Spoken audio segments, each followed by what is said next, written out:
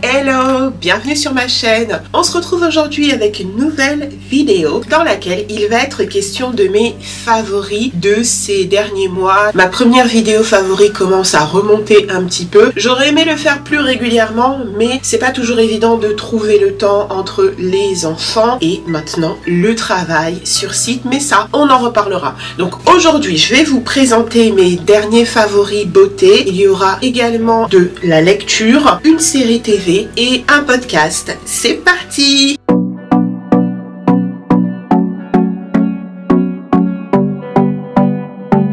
Alors, on va commencer par mes favoris beauté et j'en ai une tonne parce que ça fait des mois depuis la dernière vidéo. Donc j'ai tout consigné dans ce petit panier, ça déborde même à côté. Premier favori skincare, il s'agit de la marque Nuanciam avec ce trio que j'ai adoré et ma peau me dit merci. J'ai reçu ce trio lors de la NHA, donc c'était au mois de juin, nous sommes aujourd'hui au mois de septembre. J'ai tout utilisé religieusement et vraiment j'ai vu les effets. Nuanciam, si vous ne connaissez pas la marque, elle est spécialisée dans tout ce qui est soins contre l'hyperpigmentation et tout ce qui est un petit peu imperfection de manière générale. Donc moi je suis bien concernée par l'hyperpigmentation. J'ai de l'hyperpigmentation au niveau du visage, au niveau du corps. J'avais déjà testé la marque il y a fort longtemps et là je me suis dit allez, une routine complète avec l'eau micellaire, la mousse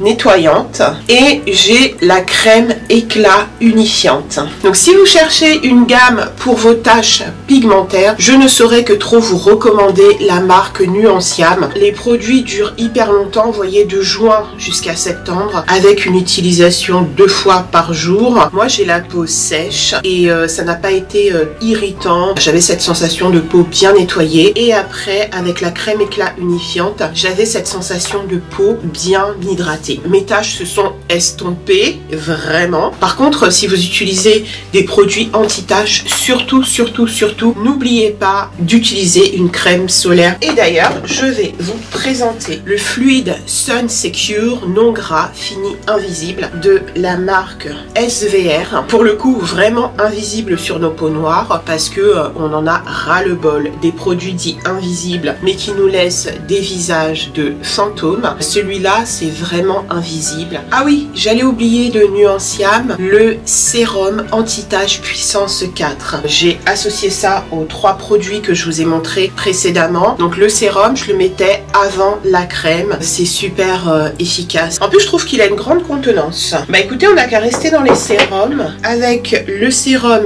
niacinamide 10%, zinc 1% de The Ordinary. Moi, j'aime beaucoup The Ordinary, j'aime beaucoup leur sérum. Il y a des gens dont ça irrite la peau. Moi, personnellement, ça me va très bien. Et je trouve que c'est le meilleur rapport qualité-prix du marché. Donc, ce sérum niacinamide 10% et zinc, je l'utilisais en alternance avec le sérum Nuanciam. Le zinc va lutter contre les petites imperfections et la niacinamide va hydrater la peau. Donc, je ne saurais que trop vous recommander d'inclure des sérums dans votre routine. Et ce qui est bien avec les sérums, c'est que on peut vraiment en mettre plusieurs. C'est un peu le principe du layering, mettre plusieurs couches avec des propriétés différentes pour maximiser les effets sans avoir ce côté étouffant. Autre favori de ces derniers mois, je pense que j'aurais dû vous le présenter dans mes derniers favoris mais je ne le trouvais plus. Donc du coup je l'ai inclus ici même si ça fait plus de 3 mois que je l'ai terminé. C'est la crème anti-tache Nivea, la gamme Cellular Luminous 630 et c'est la crème de nuit. Pareil, je ne saurais que trop vous recommander de mettre une crème lorsque vous avez fini votre routine du soir. Celle-ci, en plus, elle est anti-tache. Vous avez toute la gamme Luminous anti-tache. C'est une alternative premier prix, je dirais, aux marques qui coûtent un peu plus cher. Mais en termes d'efficacité, moi j'ai trouvé que c'était efficace. Alors je pense qu'il ne faut pas avoir un problème d'hyperpigmentation majeure. Auquel cas, vaut mieux aller sur des produits encore plus ciblés comme Nuanciam. Mais voilà, si vous avez une hyperpigmentation légère ou pour entretenir un petit peu peu l'éclat de votre peau. Autre favori beauté, c'est la marque Dermalogica et son masque multivitamine Power Recovery Mask. Une tuerie intersidérale. Ce masque va vous faire une peau canon. Quand vous le retirez, vous avez un glow. Vous avez l'impression que les cellules de votre peau reprennent vie. Donc voilà. Je vous recommande fortement le masque, il est génial. Alors, toujours dans les soins anti-taches, hyperpigmentation, la crème correctrice nuit de la gamme Mela de la marque Topicrème. Si vous avez déjà une routine chez Topicrème et que vous ne saviez pas que ce produit existait, moi je vous le recommande. Crème correctrice nuit, action nocturne anti-taches, unifie le teint, hydrate. Chez CeraVe, baume hydratant, peau sèche et très sèche. Nourrit, hydrate et aide à restaurer la barrière protectrice de la peau, visage et corps aux 3 céramides essentielles et acide hyaluronique. Cette crème, c'est une tuerie. Moi, je l'ai utilisée uniquement pour le corps. Je crois que c'est la meilleure crème hydratante pour le corps que j'ai jamais utilisée. Donc, je vais racheter. Autre favori beauté, c'est le déodorant de la marque Respire. Efficacité 24 heures. Vous savez qu'il faut vraiment faire gaffe à ce que vous mettez sur les aisselles. Les aisselles évacuent la transpiration, donc la lymphe, et du coup c'est également un point d'entrée pour tout ce qui est éventuellement perturbateurs endocriniens qui peuvent se retrouver dans beaucoup de produits d'hygiène et de soins, et notamment les déodorants. Donc faites vraiment attention à ce que vous utilisez en termes de déodorant. Oui, on veut sentir bon, oui, on veut éviter de transpirer, mais à quel prix? Respire, c'est une marque française, il est à 98% d'origine naturelle et en plus le flacon est rechargeable et recyclable. Alors, autre favori que j'ai beaucoup aimé, c'est la brume fixante et rafraîchissante de MAC Prep Plus Prime. J'ai trouvé assez efficace cette brume. La poudre matifiante fixante Can't Stop Won't Stop de NYX, je crois que ça doit être ma 3e ou 4e depuis que je l'ai découverte. Je ne jure que par ça. Moi, c'est la teinte caramel, c'est matifiant et c'est très efficace. Et en plus, je crois que ça coûte 9 €. C'est vraiment un petit prix pour un maximum d'efficacité. Autre produit coup de cœur, c'est un lait démaquillant de chez Nocibé, visage et yeux, extrait de fleurs de coton, très doux, très agréable. Donc moi, j'applique la technique du double nettoyage. Je commence par un lait démaquillant pour retirer tout le maquillage et ensuite je termine par un gel nettoyant pour être vraiment sûr d'être démaquillé et d'avoir une peau nettoyée. Je vous recommande cette technique, c'est la meilleure. Pour terminer avec les produits, on va plutôt aller sur du bien-être. C'est un roll-on de massage musculaire. C'est Synthol Kiné qui fait ça pour toutes les douleurs articulaires, etc. Le format roll-on, c'est trop bien.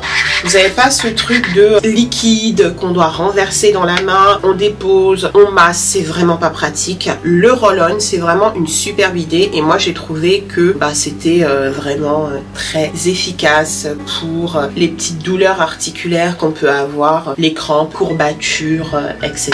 Alors, je termine ces favoris avec la marque Burberry et le nouveau parfum Goddess. C'est un vrai coup de cœur. Déjà la bouteille, je la trouve hyper élégante, tout à fait mon style. Et au niveau de la senteur, c'est de la vanille boisée. Vous savez, la vanille qu'on a laissé maturer. Il y a de la lavande également. C'est la première fois que je vois un parfum qui soit à la fois gourmand mais pas trop, un peu fleuri mais pas trop, un peu rustique mais pas trop. Je trouve que c'est le parfait équilibre. Il sent super bon et je vous invite à aller le sentir. C'est la fin des favoris beauté et on passe à de la culture avec ce livre. Oh my god, il m'a bouleversée. Ça s'appelle L'école des bonnes mères. Il figure dans les best-sellers du New York Times et c'est l'un des meilleurs livres de 2022 selon Barack Obama. C'est la maison d'édition qui me l'a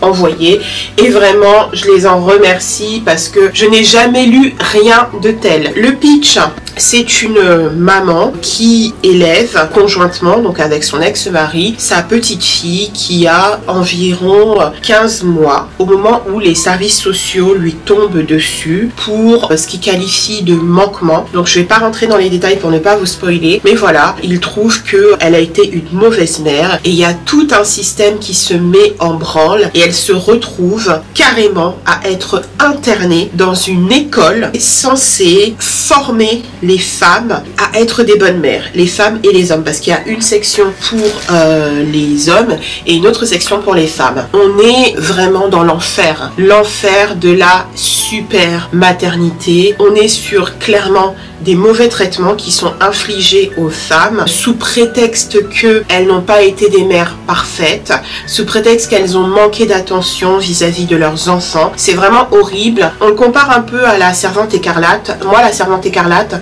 j'ai trouvé que c'était extrêmement violent et par certains moments beaucoup trop graphique. En tout cas pour la série. Je ne sais pas pour le livre parce que je ne l'ai pas encore lu. Ce livre-là, il est beaucoup moins graphique. C'est plus de l'ordre psychologique et ça fait peur parce que on a l'impression qu'on est sur un roman d'anticipation. On a vraiment l'impression palpable que demain, les États-Unis, ça peut devenir ça. Un système où on interne des femmes pour manquement à leurs devoirs maternels, mais alors des manquements qui sont honnêtement minimes pour beaucoup d'entre elles. Alors il y a des manquements plus graves, mais de là à interner des femmes et à leur infliger des mauvais traitements pour qu'elles deviennent ce que l'Amérique considère comme une bonne manière d'être mère, c'est terrible et ça fait vraiment peur parce qu'on se dit mais j'ai l'impression que demain ça peut arriver. Quand on sait que La Servante écarlate ça a été écrit dans les années 80 et qu'aujourd'hui on voit ce qui se passe aux États-Unis,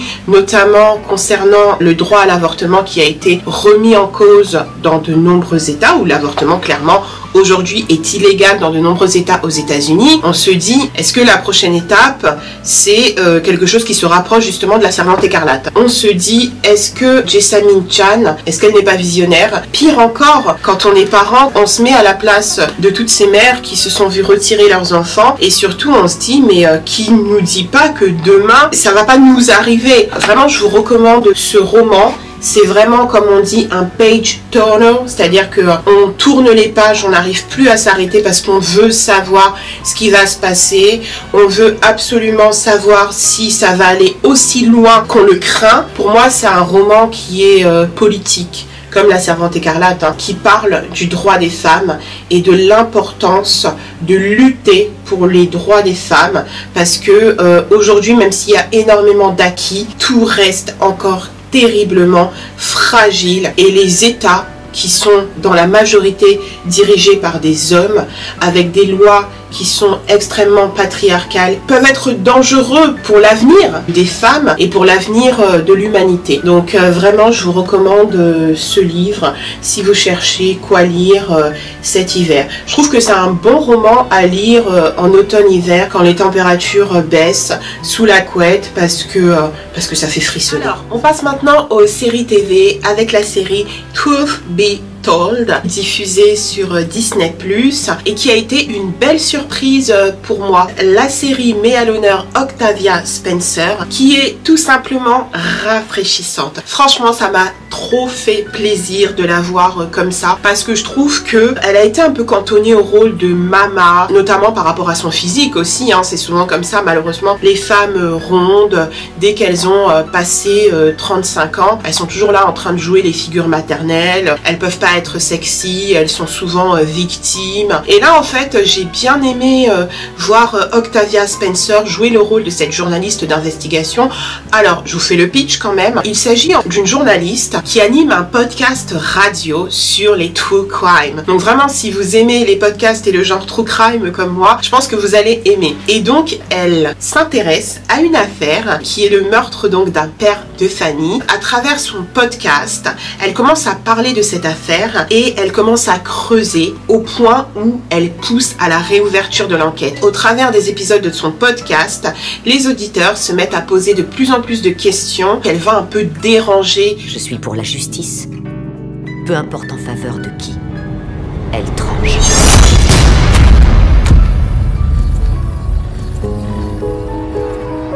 « 18 ans, 10 mois et 24 jours. C'est le temps que Warren Kay va passer en prison jusqu'à aujourd'hui pour le meurtre de Chuck Burman.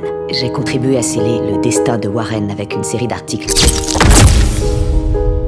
A-t-on jeté un homme innocent en prison? Ai-je joué un rôle pour le faire accuser?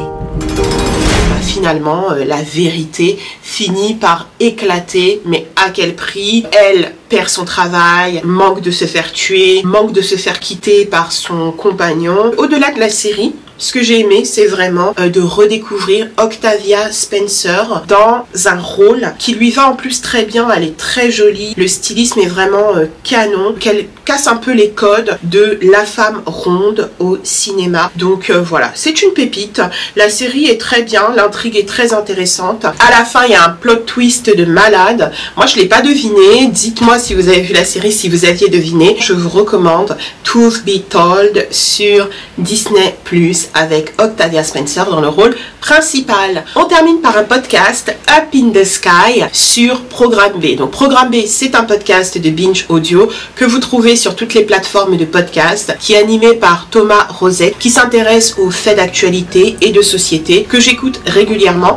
Et donc là, ils ont accueilli sur le podcast une série de la radio-télévision suisse, la RTS, qui s'appelle Up in the Sky. Donc c'est en plusieurs épisodes et ça raconte tout l'univers des super-héros. Donc si comme moi, vous êtes passionné par cet univers-là, Marvel, DC, tous les super-héros de manière générale, vous allez vous régaler. On revient vraiment aux sources du phénomène super-héros, comment ils sont nés, qui sont leurs parents, quel est le contexte de la création de tel ou tel super-héros. On a comme invité un sociologue qui analyse véritablement le phénomène au regard de la société, de la culture, de la politique, de l'environnement de manière générale, et c'est super intéressant. Vous allez vous régaler. Ça s'appelle Up in the Sky. C'est tout pour aujourd'hui. Je vous remercie d'avoir regardé cette vidéo. Si jamais elle vous a plu, je vous invite à me le faire savoir en me mettant des petits pouces en l'air, en le partageant et en vous abonnant à la chaîne. Et je vous dis à très bientôt pour une prochaine vidéo. Bisous!